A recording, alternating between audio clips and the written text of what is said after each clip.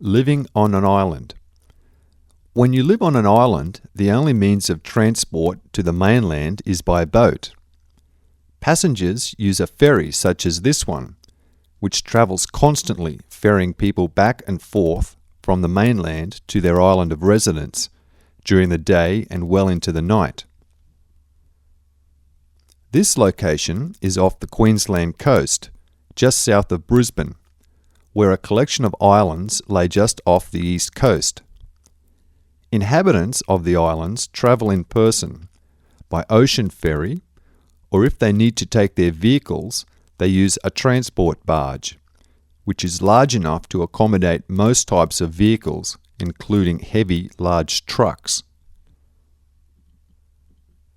One must remember that all materials for necessary infrastructure, such as homes, buildings, roads, sporting fields, schools, etc., need to be transported to the islands by boat. At this particular location, ferries and transport barges constantly crisscross between the various islands and the mainland. Passengers board ferries at various jetties that jut out from land. Barges carrying vehicles need to dock on land to unload their cargo, so the barges are built accordingly, with ramps that lower down from both the front and the back of the barge. The barges then drive up onto specially built ramps, constructed on land so vehicles can simply drive on and off. Being sheltered between the islands, the water is generally flat, which means a smooth ride, much like any trip on land. Infrastructure on this island, called Macleay Island, is much the same as you'd find on the mainland. Houses are typical of what you'd expect in any urban suburb. Roads, shops, schools, golf clubs, sporting facilities are also similar to facilities on the mainland. Although the price of land is quite cheap compared to land on the mainland due to remoteness, the cost of building any sort of building or structure is somewhat more expensive, as all materials need to be shipped to the island by boat. A typical house such as this has to have all materials, including wood, windows, doors, plumbing, kitchen supplies, etc., sourced and bought on the mainland, then assembled and shipped to the location on the island. In some cases, it may be necessary to hire and bring certain tradesmen from the mainland if none can be found on the island. This sourcing is also comparatively more time-consuming and expensive.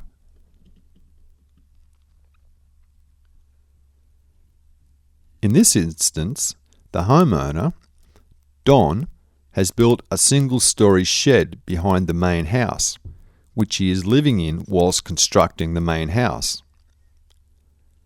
As he's building the house himself and takes into consideration the time it takes to make trips to the mainland to source and purchase materials, then ship them back to his island, plus factoring in weather conditions, he has made an effort to make his shed, although not permanent, quite comfortable to live in during this building process. As you can see, its size allows him to set it up so it almost resembles a normal dwelling, with lounge area, kitchen, and place for his bed. As he lives alone, he does not require individual rooms for privacy. Don built the shed not only as a storage building, but also as a temporary accommodation whilst he builds the main house. When the main house is completed, Don can simply move all furniture and other household items from the shed into the house and use the shed for storage and other means.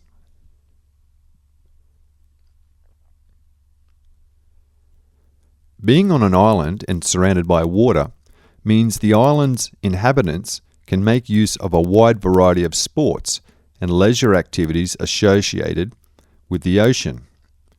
In Don's case, this is fishing and catching crabs, not only for recreation, but also as a source of food.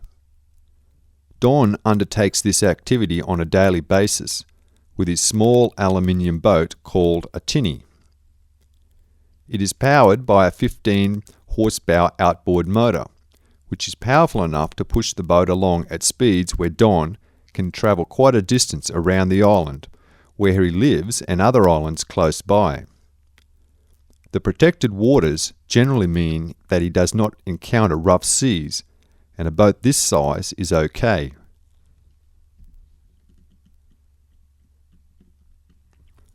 The boat is moored only a few hundred metres from Don's home, which allows him easy and quick access to the water.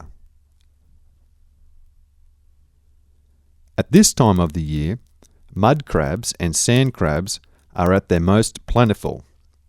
Local law allows every person to set up to 4 crab pots to catch crabs.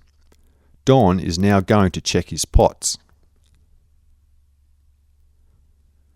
Pots are identified and found by floats attached to the pots by rope. In areas where there are a lot of pots, pot owners write their name on the float to avoid confusion.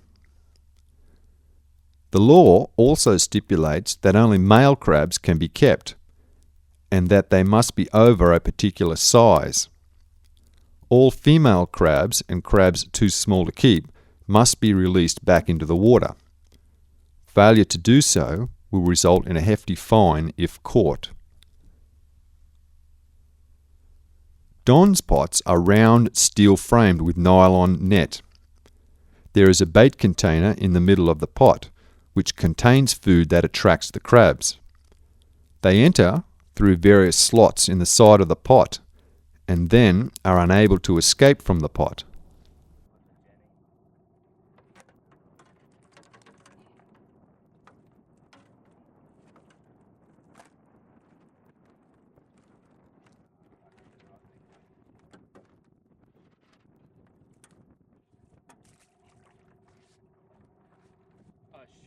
You know the difference, don't you? Yeah.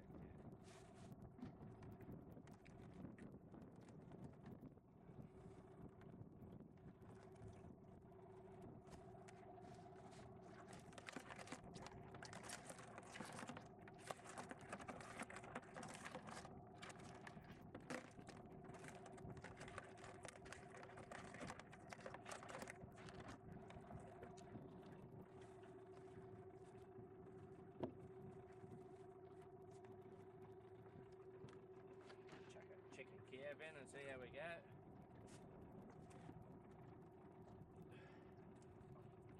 We feed them pretty well here, Todd. Yeah, right. All that, and if you've got more than 4 per person,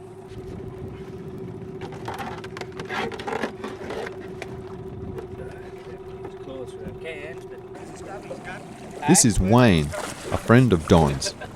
He is a professional crabber, meaning he has a special license to catch a far greater number of crabs on a daily basis than ordinary citizens. His crabs are not for personal consumption, but bound for the commercial food and restaurant market. After Don gets the crabs from the pot, he then fills up the food container with fresh food, before throwing the pot back into the water and moving off to check his other pots.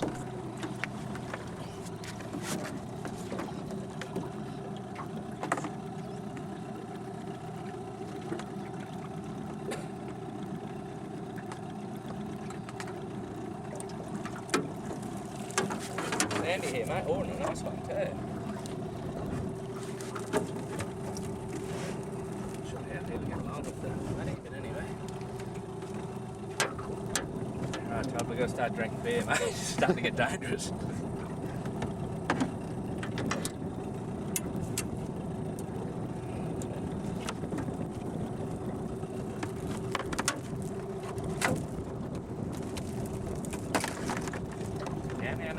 Here, you can see the 2 varieties of crabs.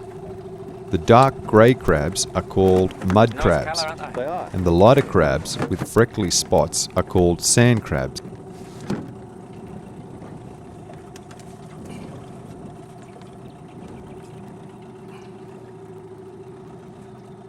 The bait's still alright for another chew, isn't it? Where are we?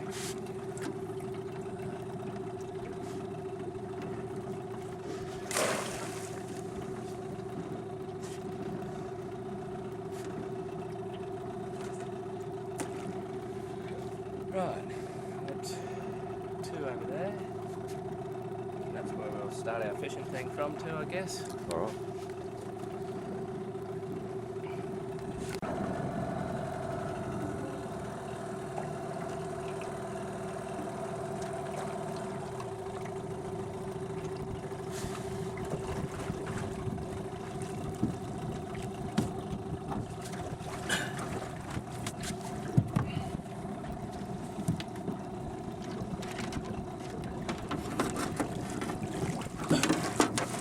We're in sandy country, Todd. A little mud crab in there too.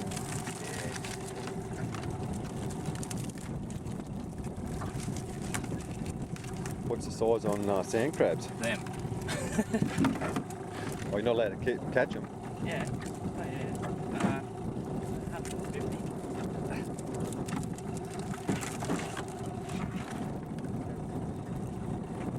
Oh, that one might be a bit down.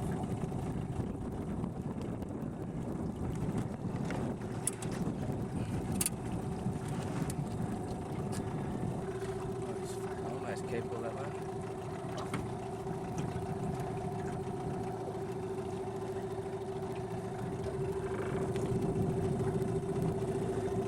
Yeah, we'll fucking keep it. Oh, that's not the one I was chasing anyway. Nah, that's a little one in the corner there. Just sort of found it.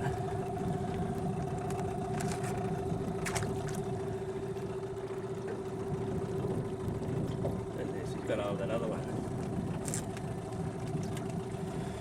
Hey, don't cut through me fucking.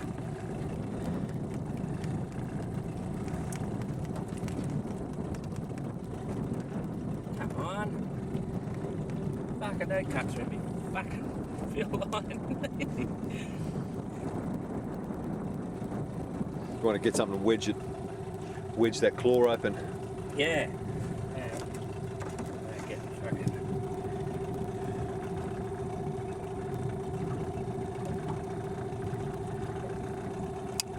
Sorry, mate. That's how it is.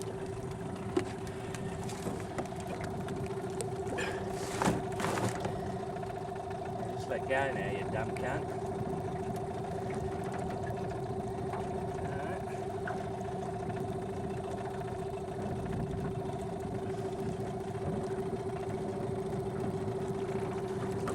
Lucky. Leave your mate alone now. Now, what else we got in there? Campers?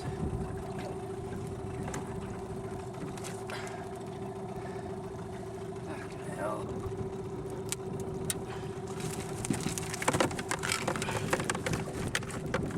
Message, mate.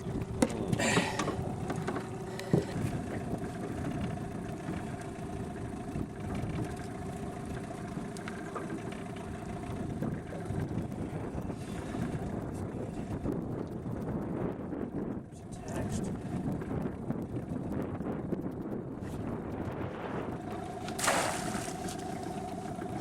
Wasn't clever.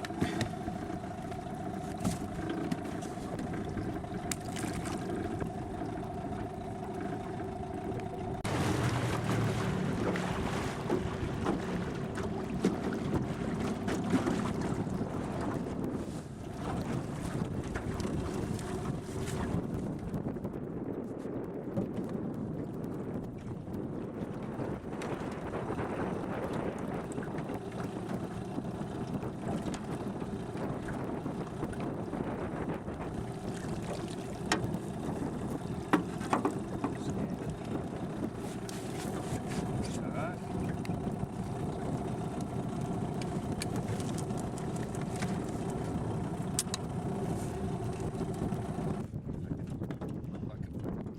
Whilst checking crab pots, there is also time to do a spot of fishing. Here is a lively fish that will also be part of dinner, along with this small shark. All seafood is kept in an esky to preserve freshness.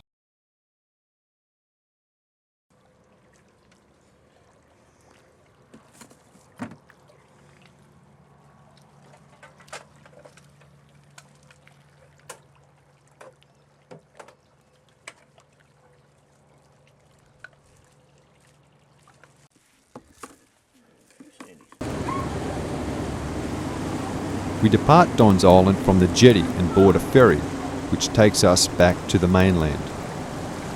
Would you like to live on an island?